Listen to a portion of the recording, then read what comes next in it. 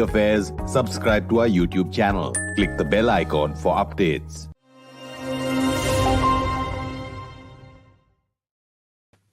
This is StratNews Global. I'm Amitabh, Revi, and you're watching our weekly flagship show, The Talking Point.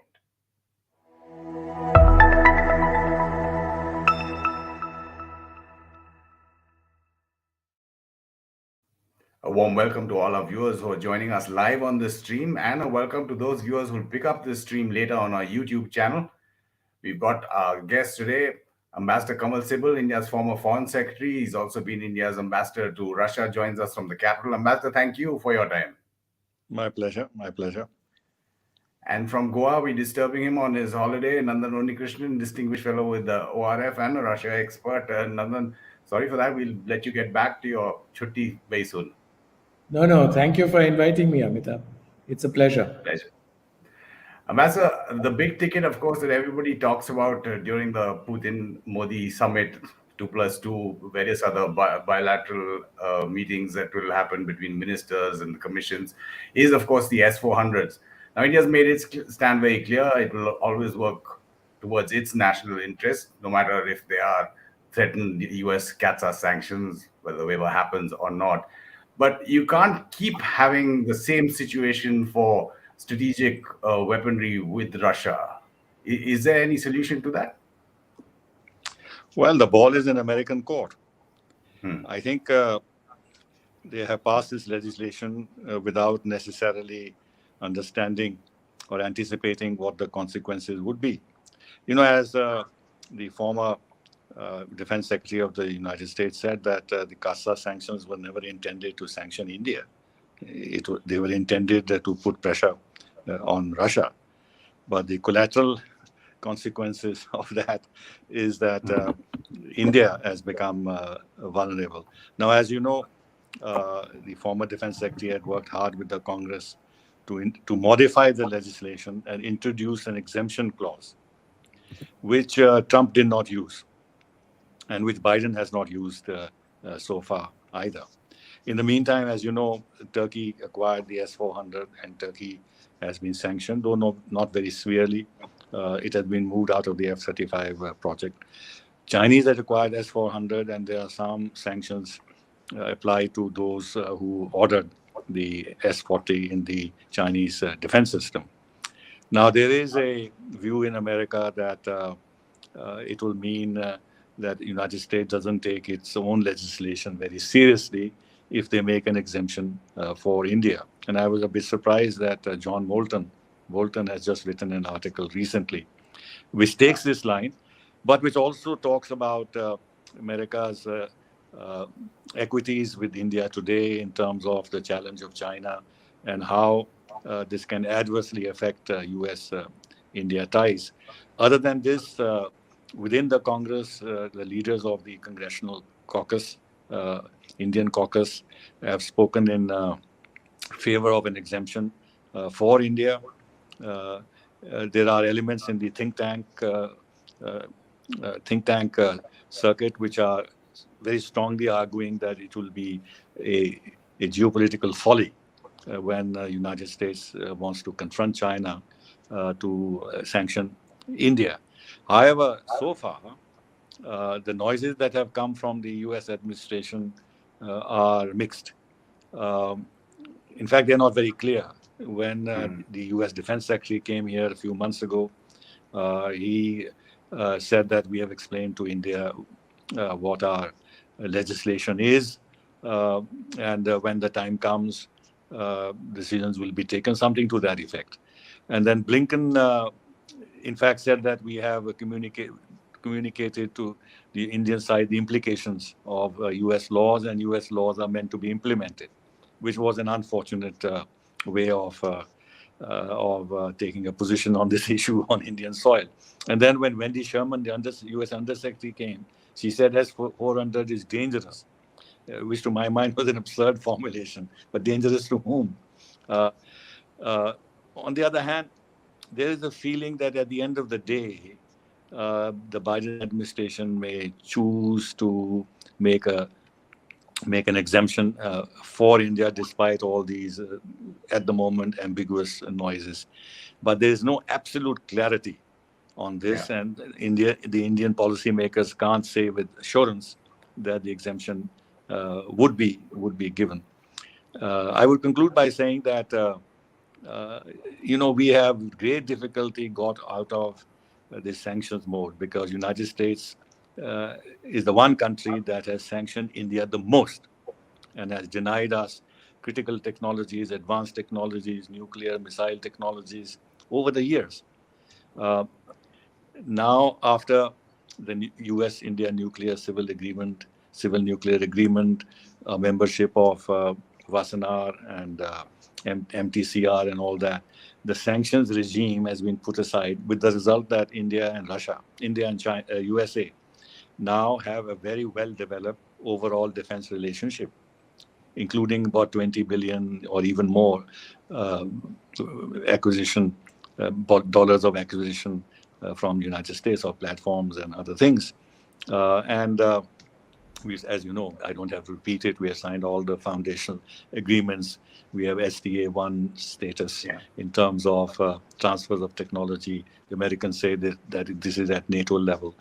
So in this very delicate and critical and sensitive area of defense ties, given United States' past conduct with regard to India and its general policy of sanctioning countries, and the one weapon they use is arms embargo, India has actually put in a lot of its equities now in the United States, a lot of trust in the United States. And that will be very seriously affected if US were to once again go back into the sanctions mode.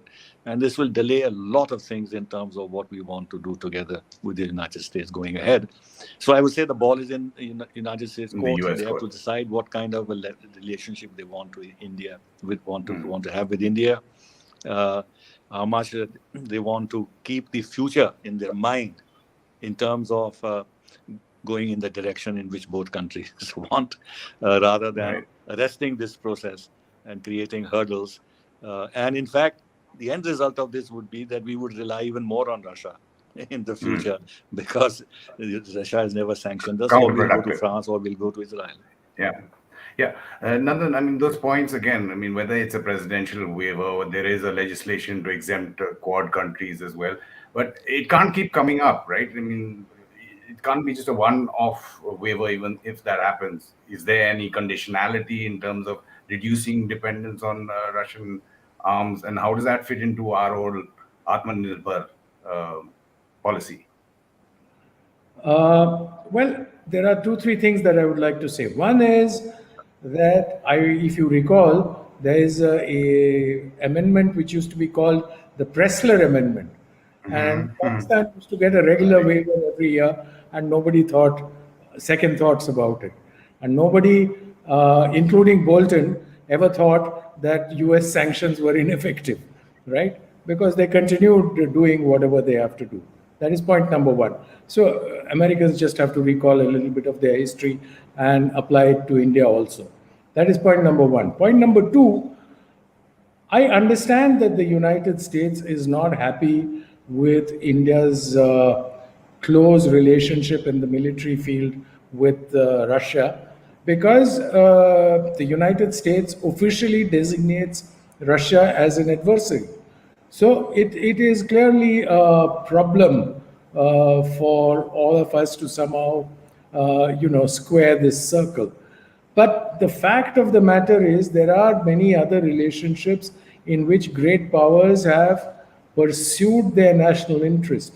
And I think the interest that the United States has in India is sufficient for them to overlook this particular aspect of the relationship, of the India's relationship with Russia.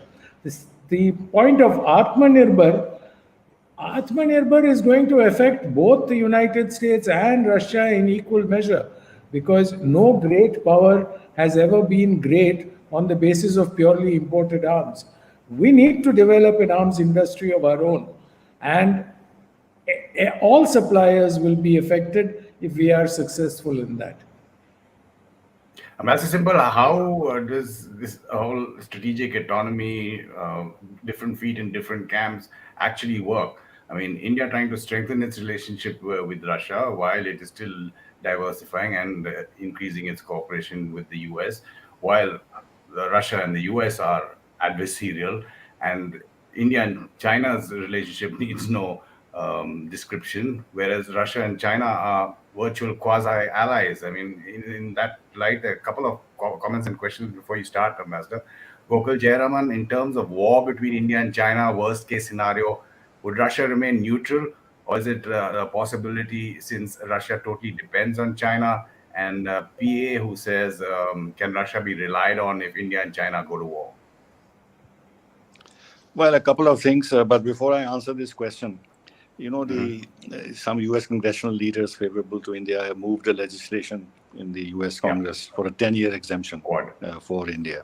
So that will take care of the problem that you raised, that, even if the exemption is given for S-400, then what happens? Next time we buy something else from Russia, we'll have the same Damocles sword hanging on our head, and they can't keep giving us sanctions. So this 10-year thing, to my mind, does make sense.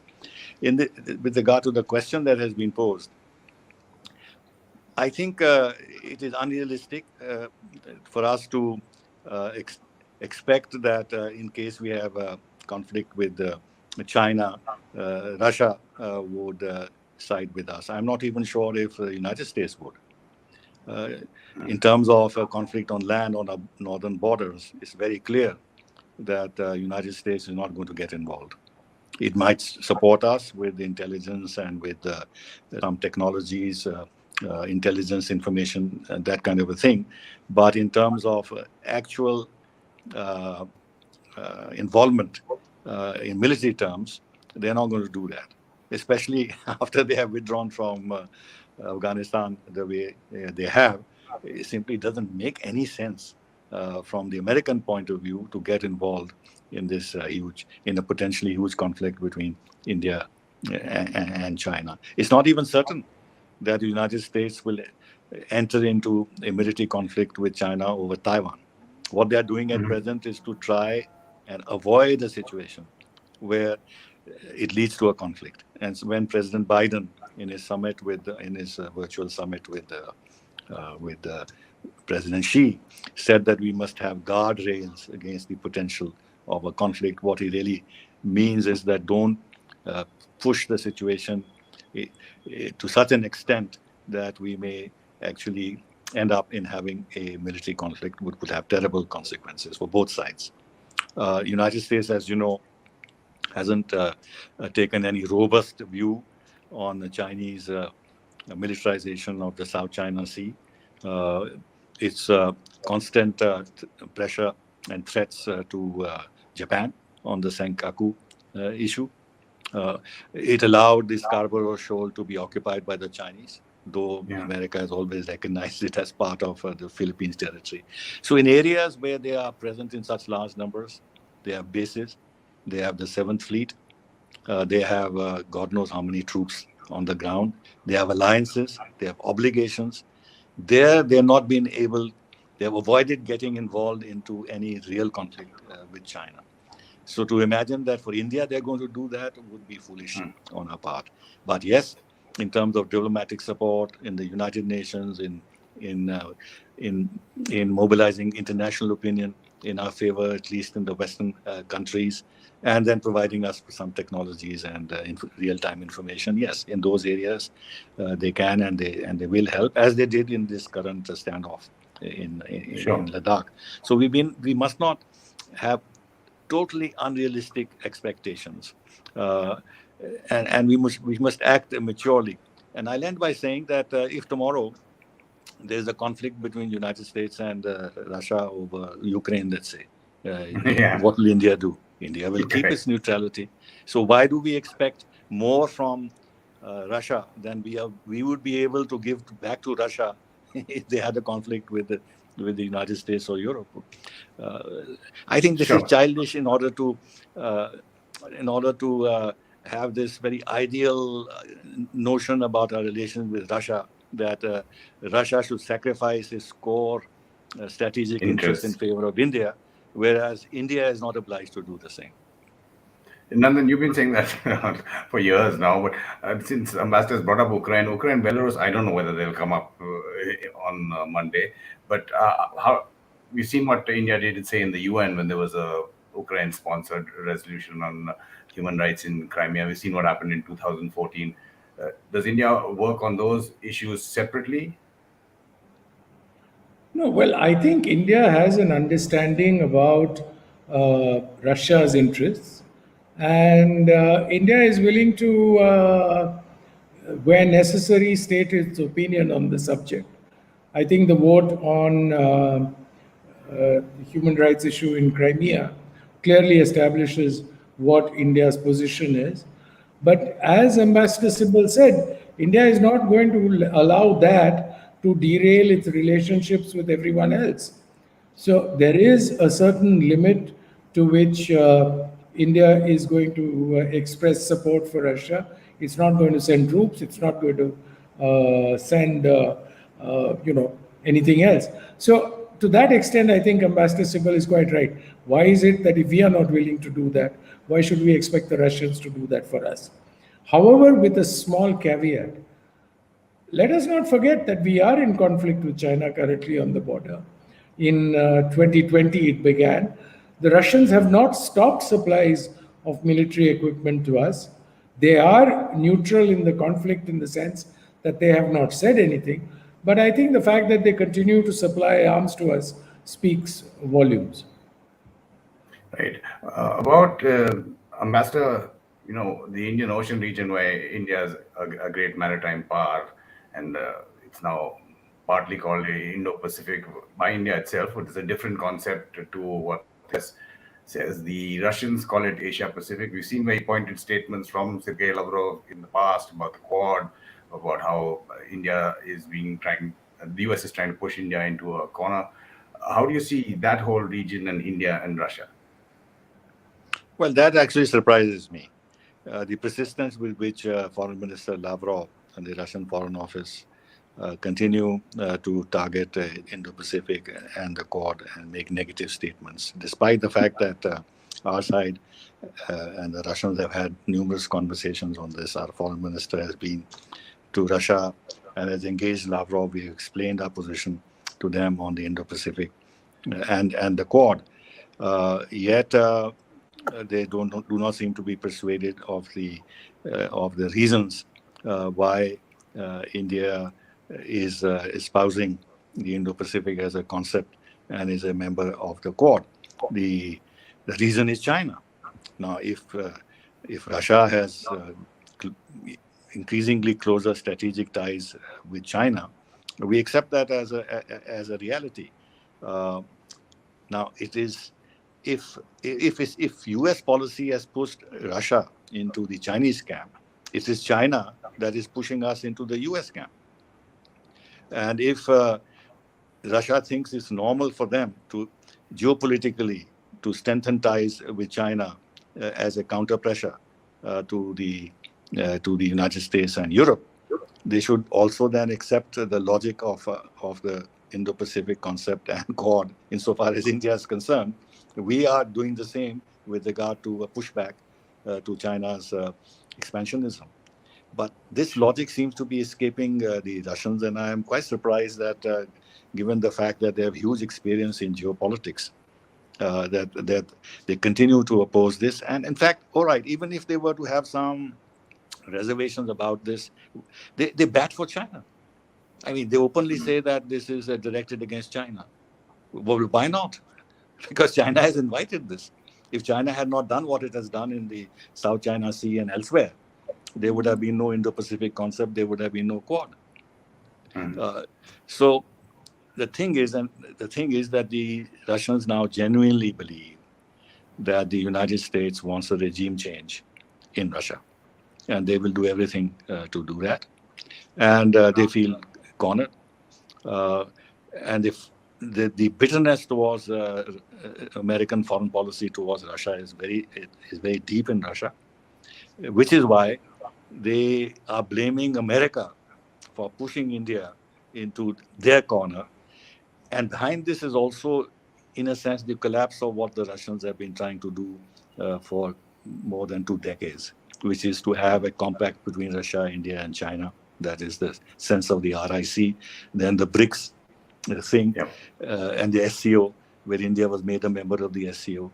So this kind of alternative groups that have been set up under Russian initiatives to have to counterbalance United States and the Western camp, that policy is collapsing with improved and closer ties between India and the United States. But the culprit is China. The culprit is not India.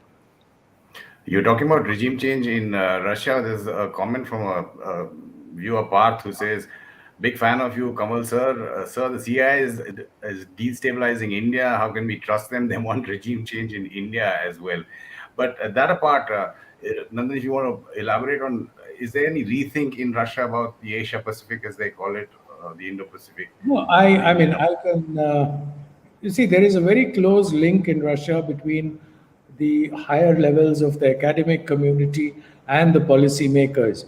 I mean, it's almost like, it's not like the revolving doors of the United States, but it is where the papers, the policy papers, the position papers are actually done by these academics.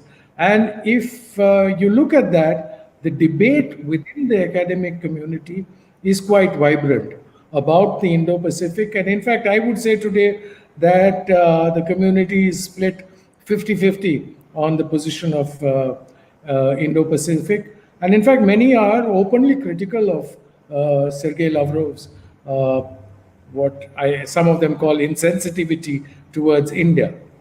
The other thing I would like to point out, and this is true of all countries, whether it is the United States, whether it is India, China, wherever, there is never a single monolithic understanding of national interest and foreign policy. And there are many strands that struggle with each other. You see the same thing happening in Russia. If you see Lavrov's statements and compare them to, let's say, the statements by President Putin himself, or what their NSA says, or some other intelligence chiefs, you will see that there is a world of difference. The statements by President Putin are significantly milder and more all-encompassing. And in fact, I remember when I asked him at one of the Valdai conferences on the Indo-Pacific, on the Indo-Pacific, he was quite conciliatory. He said that, and I'm quoting, he said that, look, as long as concepts are inclusive and don't exclude anyone, it is not something that Russia would object to. Mr. Lavrov was sitting in the front seat at that point of time. And I remember walking up to him after that and pointing out, sir, this doesn't seem to agree with what you were saying.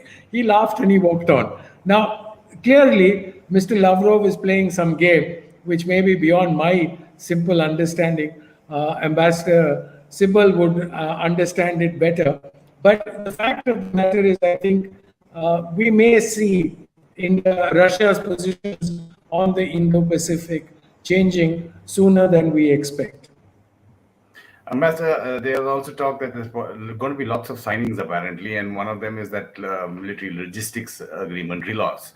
How important is that? And what about, the BrahMos third country exports have not really fructified, despite Southeast Asia, Gulf countries in South America who apparently expressed interest in that.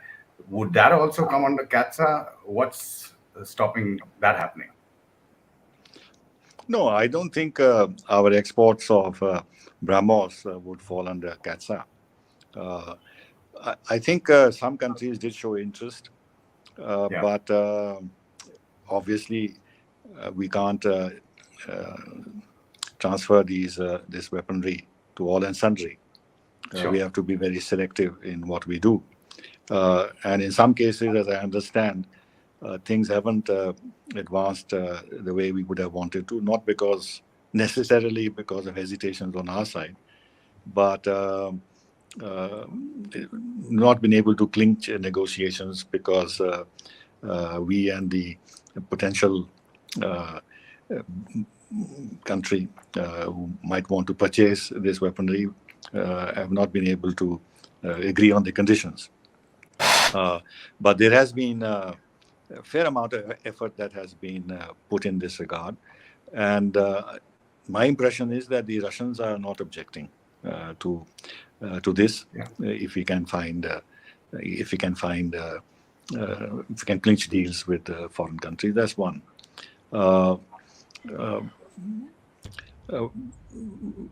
With regard to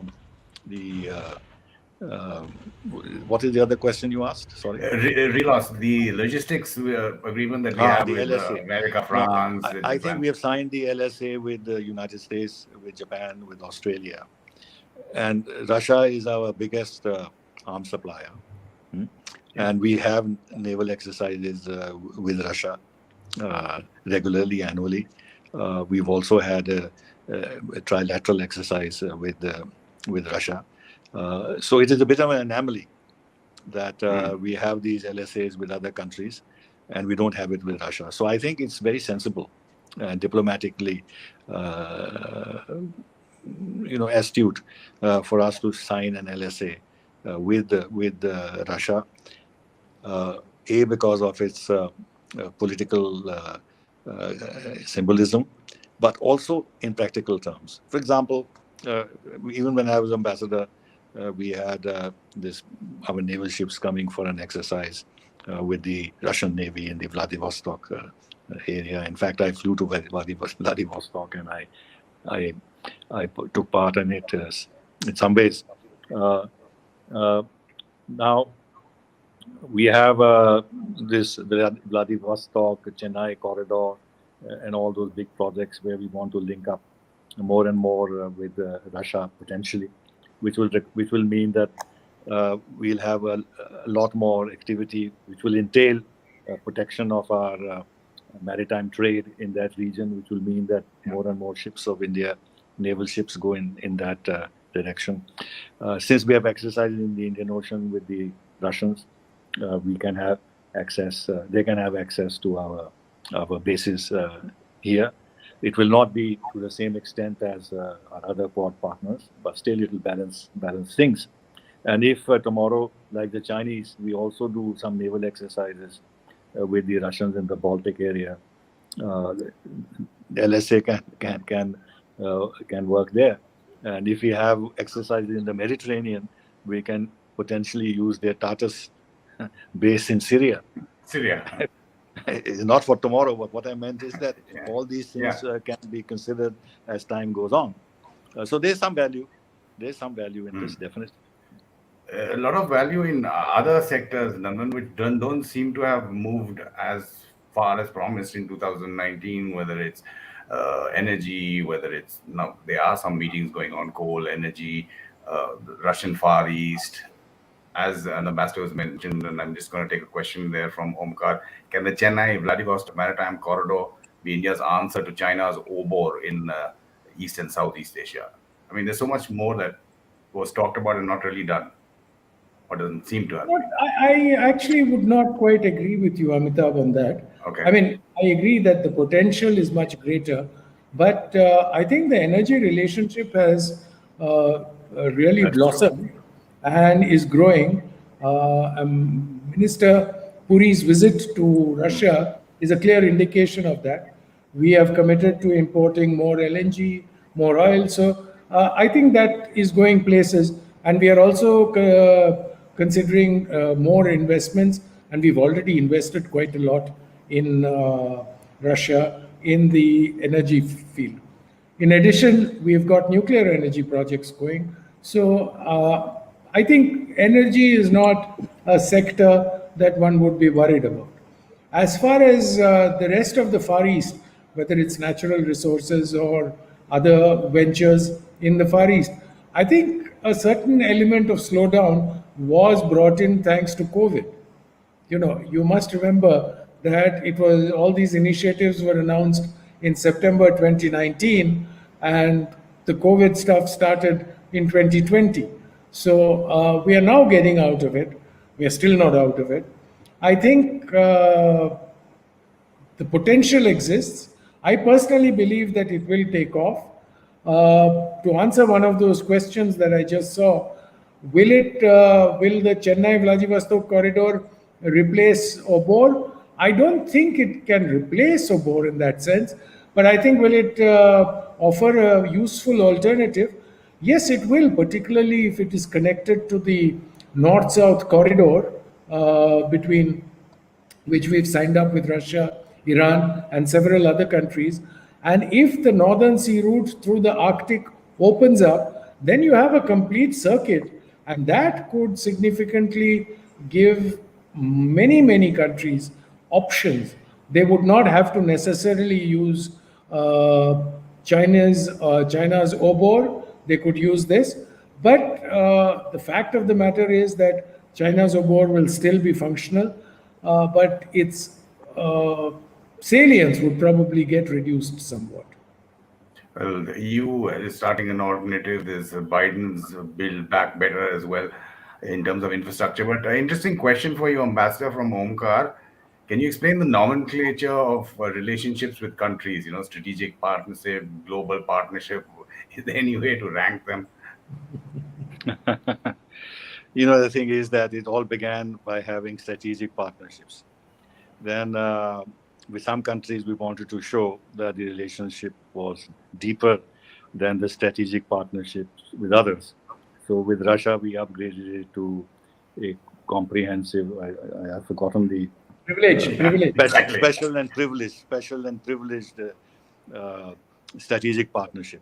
With the Americans, we have a comprehensive strategic partnership over some other countries. Like that, we've got gradations which show that particular kinds of strategic partnerships are deeper than in the case of some other countries. But this is playing with terms. Frankly speaking, you can make an objective analysis of the quality and depth and the extent of ties between India and X country, and reach your own conclusion as to what the strategic partnership with that country may mean without having all these other adjectives added to it.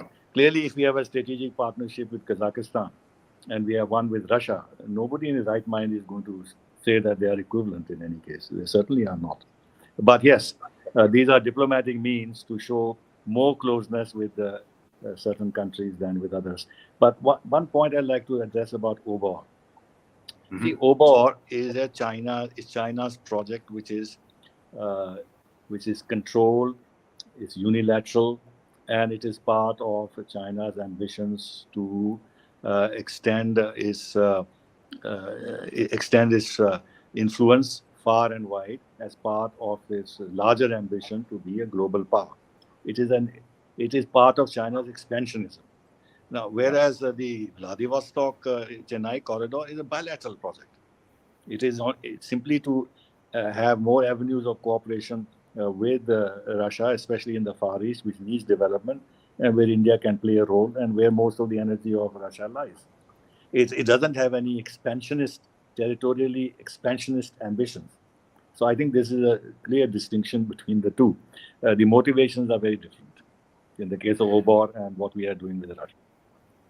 Another one issue we really haven't talked about, what happened recently, was the NSA's meet 6 Central Asian republics, Iran as well, China and Pakistan didn't come there. In terms of Afghanistan now, where does Russia and India sit on that issue?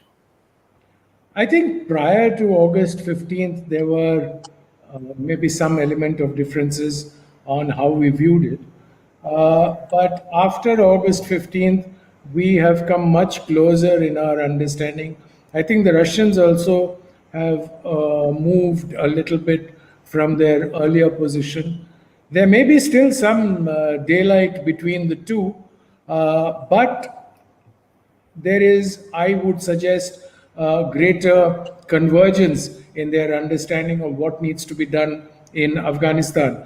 I can only quote what our foreign minister loves to say, that there is convergence, if not congruence. Ambassador, if you want to have last words on Afghanistan? Well, I think I agree with Nandan that Russia has now modified its thinking and approach. Nevertheless, as you know, their embassy is still functioning there in in Kabul, and they have a particular view of the Taliban which we don't entirely share. There is a difference, I believe, between the thinking in the security establishment and in the Foreign Office. And Patrushev reflects the concerns of the intelligence community because they have the Chechnya and everything else in mind, the terrorism which these security agencies have fought for years. The Foreign Office is looking at it from a different angle, and Kabulov worked very closely with Zalmay Khalilzad, and Lavrov has a particular view, and I believe the Kremlin is somewhere in between. So generally, I agree that after what has happened and the Taliban have not lived up to their commitments, and there is not an inclusive government, and situation is not stable, and they are very concerned about drug trafficking and ISIS emerging there. So their focus is more on this and less on the Taliban. Whereas for us, there is the Taliban, is the Haqqanis and the Taliban are the source of the problem linked to Pakistan. And the Russians don't quite see the Pakistan-Taliban connection in the same way. But yes, there is now somewhat greater understanding, and this NSA meeting in Delhi, and the fact that we were able to have a joint statement on this, although the Russians issued their own statement subsequently, which sort of tweaked a little bit the joint statement, which shows that they were playing on both ends of the wicket, that on the one hand, they went along and signed the joint statement with all its tough content with regard to the Taliban and terrorism, and at the same time, they deflected a little bit the attention on Pakistan. But I think we are progressing well on this with Russia. Ambassador Sibal, absolute pleasure sharing your experience and expertise. Thank you so much. I'm just going to share one of our viewers' comments. I think it's a compliment, Ambassador. I think you should take it that way. Ambassador Sibal is quite the firecracker on social media. He's winning the internet. Thanks, Ambassador. And thank you, Nandan. I'll let you go and enjoy your Nimupani on your holiday. Thank you both. Thank you very much. Bye. Bye. And thanks to all our viewers who joined this stream as well. If you already know about us, spread the word and help us increase our subscriber base on YouTube. If you are a new viewer, then check out the mosaic of our work on our YouTube channel and our website. This is Talking Point on StratNews Global. I'm Amitabh Revi.